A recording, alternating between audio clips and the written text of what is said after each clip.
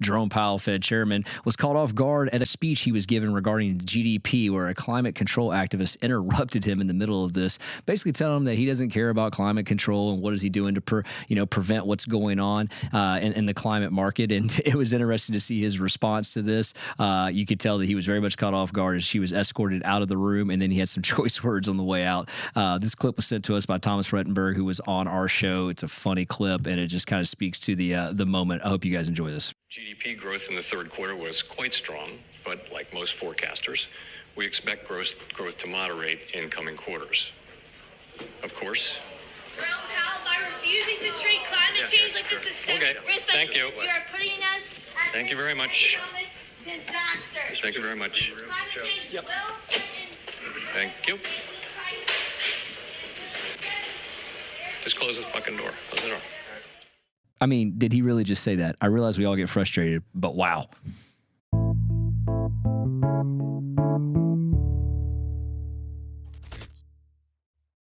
Welcome back to the What You Want More podcast. I'm your host, Quinton Harris. Thanks for joining us for episode 110. Before we get started, I'm asking a huge favor. If you're listening to this, just go to the 5-star review section on Apple. Give us a 5-star review. Leave a comment. We'd love to hear what you have to say. We're trying to gain some rankings here on the Apple Podcast rankings. That'd be a huge help to us. So enough with the shameless plug, onto the show. So recently, as of Friday, we had the New York Fed come out with their economic data. And why is that important? Well, we've been talking about some of these things that are happening in the markets. And here's some more indicators of what we've been saying is kind of holding true and correct. They released their consumer spending report, and inside that report, they're showing an uptick in consumer spending for a grand total of $17.29 trillion in debt, led by mortgages, credit card, and student loan balances.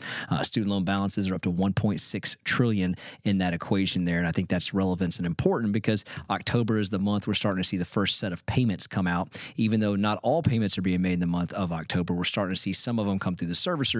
And that is rather important as we talk about debt looming in the background, as well as potential price pressure that are put on the households. But what's interesting this is the credit card report. Now, I know I sound like a broken record here, but because this is something that's not getting a lot of attention until recently, and it's kind of been brewing in the background. And if you take a look at COVID, when we went through the first CARES Act and the money that was sent home to people, we saw the debt drop tremendously in credit cards because no one had no one had places to go spend that money. There was places were shut down, vacations were turned off, and people were paying down their credit card debt while also increasing their savings rate. Well, post, the second CARES Act and the third one that went through there, now we're starting to see credit card spending accelerate because people are keeping up with the lifestyle that they had created during that time, and debt is going through the roof. Combine that with inflation, of course, as we've talked about, because the prices at the grocery store are not getting any cheaper either. So the cost of living between rent and housing are going up as well. Also seeing inside of that the average credit card balance per household has gone from $4,000 to $8,000. And we also saw where the average car payment is now over $1,000 for the average car payment. And that's mainly tied to the interest rate. And the average purchase price is $48,000. A lot of things are rising there. A lot of it's being tied to what the Federal Reserve has been doing, which is hiking interest rates. Even though they've paused over the last couple of meetings, let's face it, those interest rate hikes that happened so quickly, historically, so fast, has applied an immense amount of pressure. And even though the pause has happened over the last two meetings, what we're seeing is what we call the lag effect come in. And that's the policy lagging. It's taking time for those rate hikes to make their way through the system. And lo and behold, we're seeing them show up in many different areas. For example, credit card interest rates are anywhere between 20 and 25%, depending on what state you live in. You're starting to see auto loans are extremely higher than what they've been, anywhere from 8 to 10%. Home equity lines are at 9%. Maybe you're getting an auto loan a little cheaper than 8, but I mean, for this indication in this report here, that is what it's showing. And so it's starting to see just tremendous pressure put on households because of that interest rate hike that's happening. Now, the other thing that's interesting here is that the delinquencies are up. And that's what I want to point out in this report. And the reason I want to do that is because if you're an originator and you're listening to this podcast, if you're a real estate agent and you're listening to this podcast, we owe it to our database to have these conversations that I'm getting ready to share with you. Because if we're not talking to our customers, if we're not helping being debt advisors. I mean, that's literally what I'm about to talk about here. If you're a consumer and you're saying, hey, listen, I have credit card debt and right now it's getting uncomfortable. The average person that's a homeowner has over $180,000 in equity in their home right now. That's a stat straight from Black Knight. $189,000 is the average equity. Now, obviously, there are people more than that, people less than that, but that's the average as of 2023. That's incredible, because what you can do with that is you can take that and you can actually pay off those credit cards. More importantly, you can turn around and make yourself 25% interest just by paying that credit card off, as opposed to continuing to pay the minimum payment. And those things are so hard to get out of unless you strike a check and just pay them off. Well, we also know that a lot of these balances are not being paid off. I mean, the report tells us that they're not being paid off, but also what the report tells us is that the 90-day delinquencies are up. That means these balances aren't being paid at all. Now, if you go back 3 months ago, I did a podcast on when the actual delinquency rate was below 8%.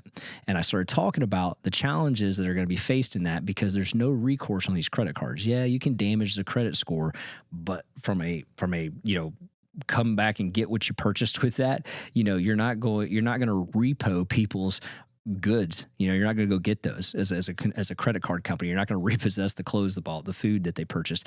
It's not going to happen. So the recourse impacts the credit. And as we see these delinquency rates go up, they're also going up in one specific age group. So I want to talk about the delinquency rates for 90 days first. So the reason these are considered delinquent is because they have been paid in 90 days. These credit card payments have been paid in 90 days. It's almost at 10% right now. Now, 3 months ago, it was a little below 8. Now, I know that doesn't sound like a huge jump, but that's a pretty dramatic jump in 90 days. The next closest thing to that are automobile loans, and they're at about 4%, a little above 4%. Mortgages and student loan debts are nil. So mortgages and student loan debts are as close to zero as they could get. Now, that's expected with student loan debt because it's been deferred for so long. But from a mortgage standpoint, it's actually lower than what people have been forecasting or anticipating, because these foreclosure waves aren't happening. We've talked about that. We've talked about why the delinquencies aren't going to take place because of the equity position I just mentioned. And second of all, unlike 2008 and 2006, there's nowhere for people to go. I mean, if they let their house go, the market is so constricted with a limited amount of inventory, there's nowhere for a person to go. So that's why we think mortgages are much lower than anticipated during this time, and student loan debt's been deferred. We really won't see what happens there for a course of another 90 to 120 days, but credit card debt being where it is. And then when I take a look at the age groups, I'm going to pull this up on my computer here. It's the millennials that are leading the pack on that delinquency. And, it's at 40 years or less is leading the pack, and it's not even close to the delinquency rate there. And so to me, that kind of poses a notion, because you wonder if you wonder what's going on there, maybe where the disconnect is, or if you wonder if this is the first financial challenge, the first financial storm that age group has seen and been a part of while being in the workforce. It'll be interesting to see how this plays out here. And and it continues, it's a rise, it's a deep rise. If that continues that trend and the direction in which it's going, I also believe there's some tie to people going to work, or people not working, or people working, 2 jobs and struggling to live. That is also something that I wonder is tied to these delinquencies as well, because we know the record second number of jobs on record right now is the highest it's ever been in United States history. So there's a lot of things going on in this economy that I continue to talk about, that I continue to say that are signs, are warnings of things that are going on here. And it's not like I'm preaching doom and gloom from the housing market side. I'm saying the financial markets. Oh, and by the way, I'm not sure if you recognize or saw this, because I didn't. Last week, we had another bank go down. We had one, First Citizens Bank out of Iowa, went into receivership with the FDIC. And that happened on a Saturday night. Where's that in the news? We've been talking about the pressure to the banking system. There's another bank that went down and collapsed. It's interesting to me that hasn't hit the news. It hasn't been a main topic of conversation. And these are recessionary signs. These are signs that I don't believe are a soft landing. These are signs where I continue to say the Federal Reserve is pushing the envelope till they break something. And I've said it over and over again. I think it will be the financial markets. Could be the consumer credit market, which is also related to the financial markets, and we're starting to see early signs of that. But again, let's go back to, if I'm an LO, if I'm a real estate agent, I owe it to my customer, I owe it to my database to say, hey, how can I help? What are things that we can do to help debt advise particular customers during this situation? And what a great way to be able to show them how to trade in a 25% interest rate back into an interest rate of the current market, even if it is 8%, which I don't believe it is when I'm doing this podcast today here on Veterans Day. But I do believe, and by the way, big shout out to all of our veterans, everything you do to protect our country, everything you do, the sacrifices you make. We are extremely grateful over here at What's Your One More. I cannot say enough great things about our veterans and our families and our active military. Thank you guys for everything. So even if you are trading in some sort of, 8% interest rate on a mortgage for a 25% credit card, that's a huge win. One, we know the interest on a mortgage is tax deductible. Two, we know that 25% on that credit card is not tax deductible. So you're automatically having an inherent win just based on the lowering of 25 to 8%. And then you get the tax break as well. These are things that we need to be educating customers on a daily basis, because I don't think there's enough of this out there in the news. Our friends over at MBS Highway, they do a wonderful job talking about the debt consolidation. Barry Habib and Dan Habib, both who have been on our show, have done a fantastic job of putting this stuff together. Use those resources out there, especially if you're a part of MBS Highway. That's just a wonderful asset tool to use. So I think there's a lot of naysayers that go, yeah, but why would I go from a 3.25% interest rate to an 8% interest rate? That seems so dumb.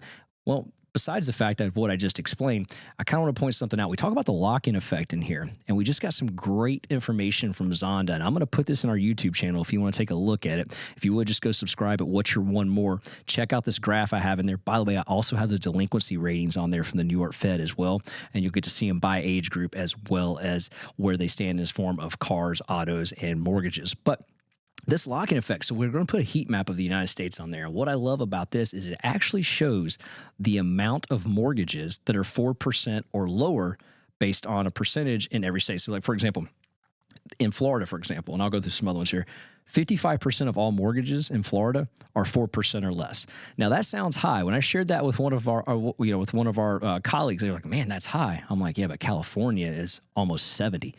And they're like, "Whoa." And so what I'm suggesting is the Southeast, for whatever reason, is below the likes of the West Coast. And the reason I think that's important is because some portions of America look like they may unlock faster than others. And again, if you're an originator or even a real estate agent, it enlightens me when I see this to go, wow, the needle doesn't really have to move that much in certain parts of the country for that lock-in effect to take place.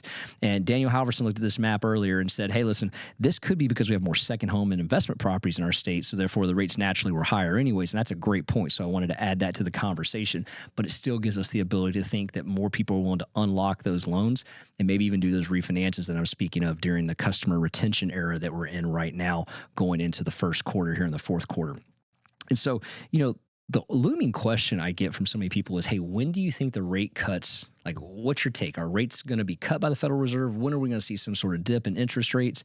And I think that lag effect that I'm referring to on the Federal Reserve's policy, that's kicking in and moving rates up a little bit more than they should be. For example, you've had two pauses here and the rate hikes have gone up, and those rate hikes have gone, the 10-year treasuries have gone up and mortgages have gone up because you got Powell at the podium saying that, we may not be done with rate hikes. We may be in a long-term higher rate environment. And so all of that stuff all those commentaries are being built into the current market conditions, even though the Federal Reserve is not doing anything. But the one thing to keep in mind here is that the real rate, and when I say real rate, I'm going to break it down two ways. The real interest rate, you look at the real interest rates on the street. So if you look at the Fed funds rate, where it is, and you look at the mortgage interest rates where they are right now, the mortgage interest rates would be the real rate, right? The consumer's real rate. That's much higher than the Fed funds rate right now. And that's relevant because that's one of the areas the Federal Reserve wants to be in. The other place they want to be in is they want the Fed funds rate to be higher than inflation. They're accomplishing that as well. So you really have a positive real rate right now that we haven't had leading up to the last 18 months. It just hasn't been there. And that's been a battle they've been fighting to get to, and they're currently there. Pending market conditions continue to get better, meaning inflation comes down, it doesn't go back up. I think you're going to see another pause in December. Matter of fact, the odds, and yes, there are odds makers on this, have an interest rate hike at 10%. So 90% of the odds makers think that it's going to be another pause as well. And 20% are already forecasting a cut in March. So that's pretty encouraging moving forward as we think, what the Fed could do in anticipation of that. But I think that the idea of the impact of higher rates for longer is what's moving the needle in the market right now. And it's also moving those other rates I described in auto, credit card, so, whatever you may there. So what would cause the Fed to hike these rates again? I think that's the bigger question here. Like, what would cause them to hike it again? Well, if inflation starts to go up, that's the main thing. So if you look at that CPI index we talk about all the time, which is why we've been following it so closely here on the show, if this PCE and the CPI go up at any rate and don't come down, especially the core readings, right? That's where they remove food and energy. If those go up, you can almost guess that the Federal Reserve is saying, wait a minute, we haven't done enough. We need to do more. I think that's where you're going to see interest rates go up on the Fed funds rate if that happens. If that doesn't happen and those come down, that could be a win. That could be the indicator. Or if the financial markets start to collapse in any way, that could do it. And I think those are the two ifs, then that. So if inflation goes up, you can bet the Federal Reserve is going to increase rates again, not in December, but it might be in the 6 weeks from the December meeting. Or if also wage pressure continues to happen, meaning that if for whatever reason wage pressure goes up and that continues to be there and they don't see a softening of the labor market, well, then that also could do it. But that's a distant second to inflation. And inflation is the primary reason for that wage pressure as well there. So with that being said, those are the things I think could cause it to go up. What could cause it to come down, again, would be inflation coming down, because then they feel like they've hit their mandate. And their mandate is 2% target rate inflation. So those are all things that we're going to be watching for here. And honestly, my take is they're going to pause, and I absolutely think going into the first quarter, we're going to see some sort of relief. But as I said on my last podcast, I think it may be a temporary relief versus a long-term relief, because there is a high probability coming out of that first quarter, inflation starts to go up slightly again, and that could cause for another pause from the Federal Reserve. So we'll continue to watch that. Till the next time, check us out on our socials at What's Your One More with the number 1, and please check us out on Apple or Spotify and give us a 5-star rating and leave your comments on there. We enjoy reading them and enjoy adding what you guys say to our show. Thanks for tuning in. I got one more shot, I'm gonna make it. One more chance, I'm gonna take it. I meant it when I said it, now it's time for me to do it. I got one life to live, so I put my all into it, yeah.